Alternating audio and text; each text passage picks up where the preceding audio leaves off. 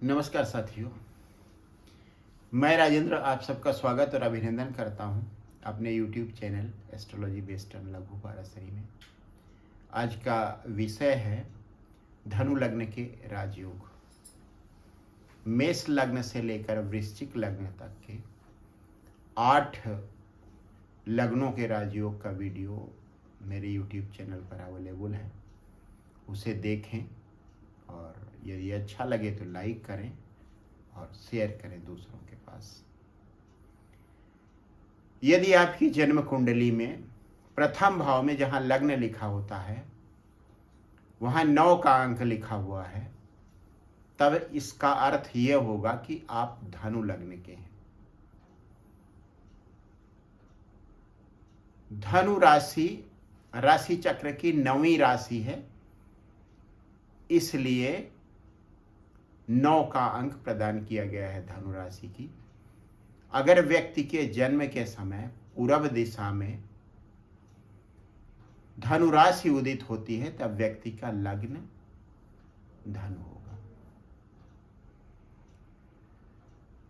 अब बात करते हैं ग्रहों की, कौन कौन से ग्रह अच्छे फल देते हैं और कौन कौन से ग्रह खराब फल देते हैं धनु लग्न के लिए। गुरु लग्नेश है और चतुर्थ भाव का स्वामी है। लग्नेश होने के कारण शुभ फल देता है, विशेष करके अगर प्रथम भाव लग्न में बैठा हो जहां उसकी धनु राशि है। प्रथम भाव में गुरु दिग्बली भी होता है। चतुर्थ भाव में मीन राशि आती है। चतुर्थ भाव में शुक्र और चंद्र दिग्बली होते हैं, लेकिन ग्रह जहां पर उच्च का होता है काल पुरुष की कुंडली में, उसका भी एक अलग महत्व है। काल पुरुष की कुंडली अर्थात काल पुरुष माना गया है मेष लग्न की कुंडली को। काल पुरुष की कुंडली मेष लग्न की कुंडली होती है। इस तरह से चौथे भाव में कर्क राशि आती है। इस तरह से चौथे भाव में गुरु का बैठना एक अलग महत्व रखता है। गुरु अगर प्रथम भाव में हो दिग्बली होगा, चतुर्थ भाव में है अपनी स्वराशि में होगा, लेकिन काल पुरुष की कुंडली में यह गुरु की उच्च राशि है, इसलिए अच्छे फल ही देगा। हाँ, व्यक्ति का मन पूजा पाठ में लगेगा और एक तरह से उसका घर ही मंदिर बन जाएगा।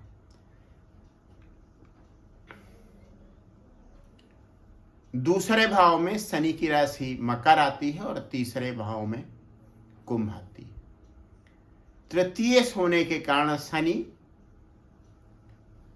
धनु लगने के लिए अशुभ माना जाता है। पांचवें भाव में मंगल की राशि आती है। मेष, मंगल की दूसरी राशि आती है द्वादश भाव में। द्वादश भाव एक तटस्थ भाव है और पंचम भाव शुभ भाव है, इसलिए मंगल पंचमेश और द्वादशेश होकर धनु लग्न के लिए अच्छे फल देता है। छठे भाव में शुक्र की राशि आती है, वृष राशि। शुक्र की दूसरी राशि तुला आती है एकादश भाव में। एकादश भाव और छठा भाव दोनों अशुभ भाव हैं। इस तरह से धनु लग्न के लिए शुक्र सबसे अशुभ ग्रह होता है। अपनी दशा महादशा अंतरदशा में व्यक्ति को शारीरिक मानसिक कष्ट अवश्य देता है, साथ ही साथ धन भी देता है। उसके बाद सप्तम भाव आता है। सप्तम भाव में बुध की राशि आती है मिथुन। बुध की दूसरी राशि दसम भाव में आती है। दशमेश सप्तमेश बुध, किसी तरीके की साझेदारी, चाहे वह पति पत्नी के बीच की हो, चाहे कोई व्यापारिक साझेदारी हो, उसका भाव है। और 10वां भाव कर्म का भाव होता है। केवल नौकरी या बिजनेस का भाव नहीं होता, कर्म का भाव होता है।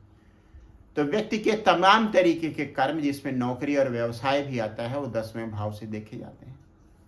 जब नौकरी की बात आती है तब 6ठे भाव को देखा जाता है, और जब व्यापार की बात आती है तब 7वें भाव को देखा जाता है।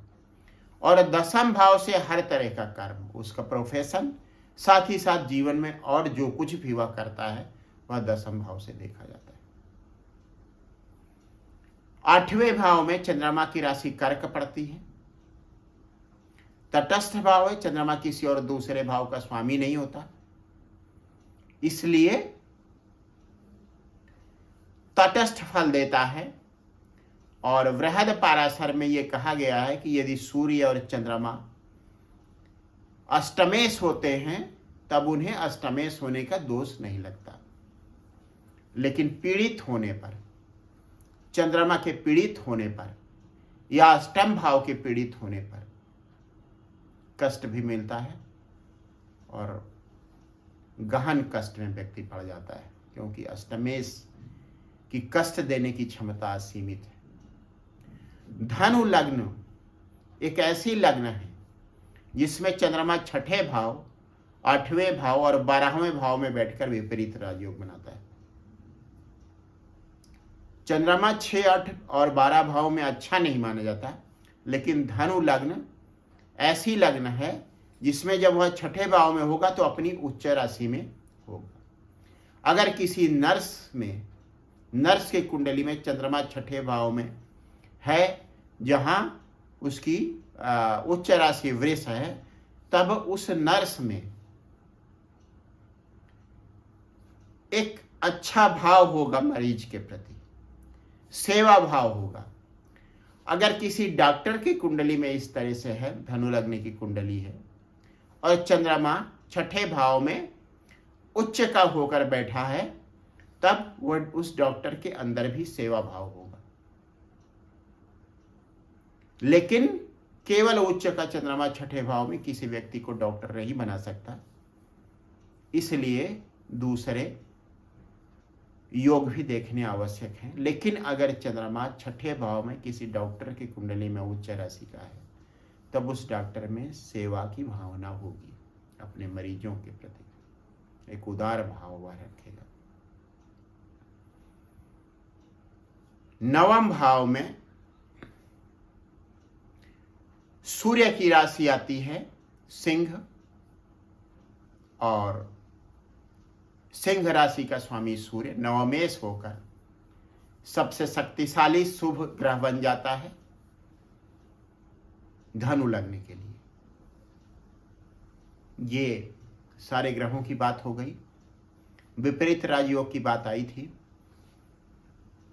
मैं एक बात दोहरा दूं, विपरीत राजयोग को देखते समय यह अवश्य देखना चाहिए कि जो ग्रह विपरीत राजयोग बना रहा है वो 6ठे, 8वें, 12वें भाव का स्वामी होने के साथ साथ किसी और भाव का स्वामी तो नहीं है। नहीं तो विपरीत राजयोग होने के साथ साथ उस भाव से संबंधित खराब फल भी व्यक्ति को मिलेंगे। विपरीत राजयोग का मतलब केवल यही होता है कि उस व्यक्ति को धन, संपत्ति, सम्मान विपरीत राजयोग के पीरियड में मिलेगा और वह व्यक्ति चर्चा में बना रहेगा। ऐसा बिल्कुल ही नहीं है कि उसका स्वास्थ्य अच्छा रहेगा या चोट चपेट इस तरह की किसी दुर्घटना से वह बचा रहेगा। ऐसा हो सकता है, ये चीजें अष्टमेश या खष्टेश या फिर द्वादशेश की महादशा में हो सकती हैं, विशेष करके यदि ये पीड़ित हो तब। अब अगर धनु लग्न की बात करें, अष्टम भाव में चंद्रमा स्वराशि में होगा, ठीक है, अच्छी स्थिति है।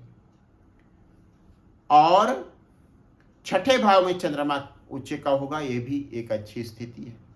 एक बात और ध्यान दें, चंद्रमा जहां बैठा है उस भाव को देखें, साथ ही साथ चंद्रमा जिस भाव का स्वामी है, जिस राशि का स्वामी है, कर्क राशि, उस राशि को भी देखें।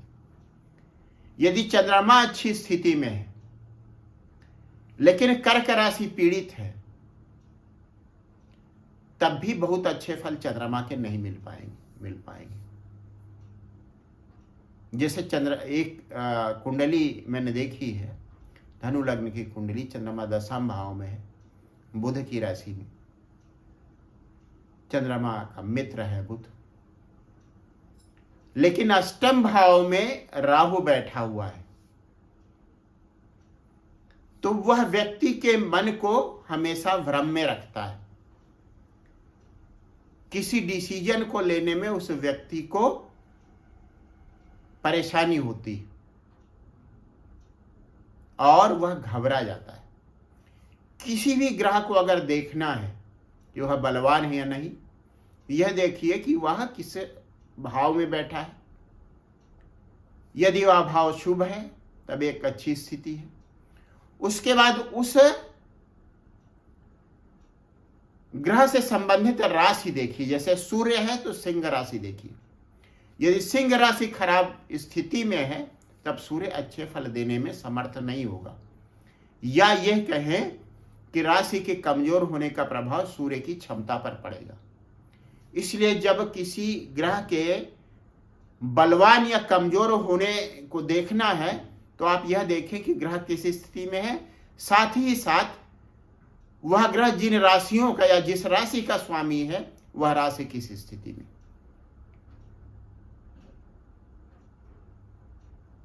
अब बात करता हूं मैं धन योग और राजयोगों की। शनि अगर द्वितीय भाव में है, धन के लिए एक अच्छी स्थिति है। शनि अगर एकादश भाव में, जहां तुला राशि जो शनि की उच्च राशि है वह पड़ती है, तब एक और अच्छी स्थिति हो जाती है। अगर ऐसे शनि को, एकादश भाव में बैठे हुए शनि को पंचम भाव में बैठे हुए मंगल का साथ मिल जाता है, यदि मंगल पंचम भाव में होगा और शनि एकादश भाव में होगा जहां वह उच्च का होगा, दोनों के बीच एक दृष्टि संबंध बनेगा तो एक बहुत अच्छा धन योग बन जाएगा।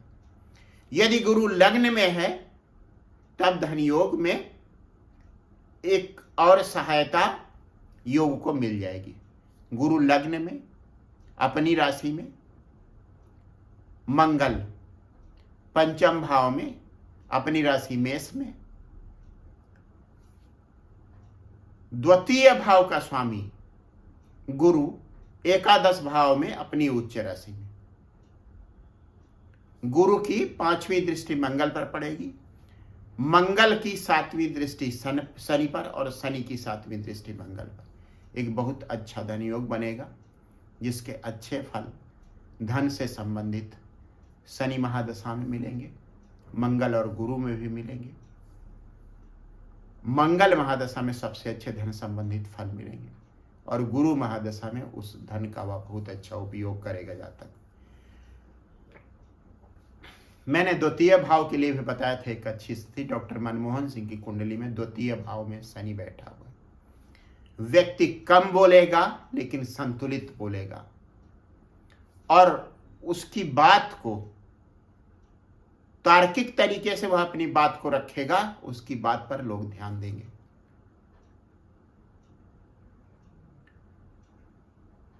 अब मैं बात करता हूं राजयोगों की। धनु लग्न का सबसे बड़ा राजयोग बनता है सूर्य और बुध से, बुध आदित्य योग। बुध आदित्य योग तमाम कुंडलियों में बन सकता है, हर कुंडली में बन सकता है, लेकिन जिस कुंडली के लिए सबसे अच्छा होता है वह धनु लग्न की कुंडली होती है।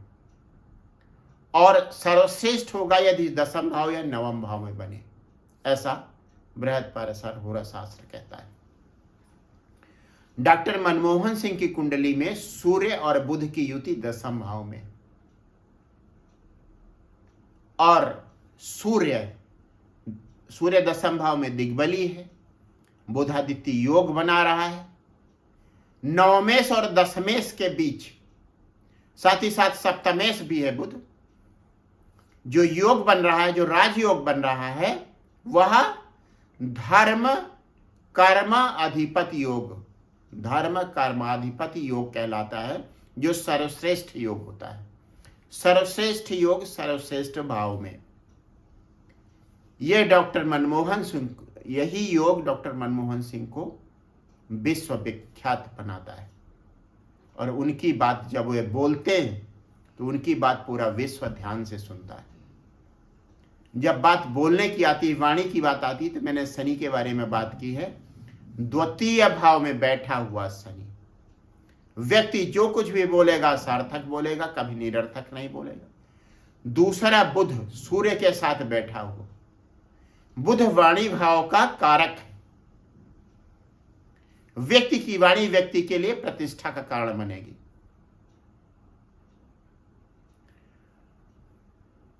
उसके बाद एक और योग की बात मैं करता हूं, जो डॉक्टर मनमोहन सिंह कुंडली में बना हुआ है।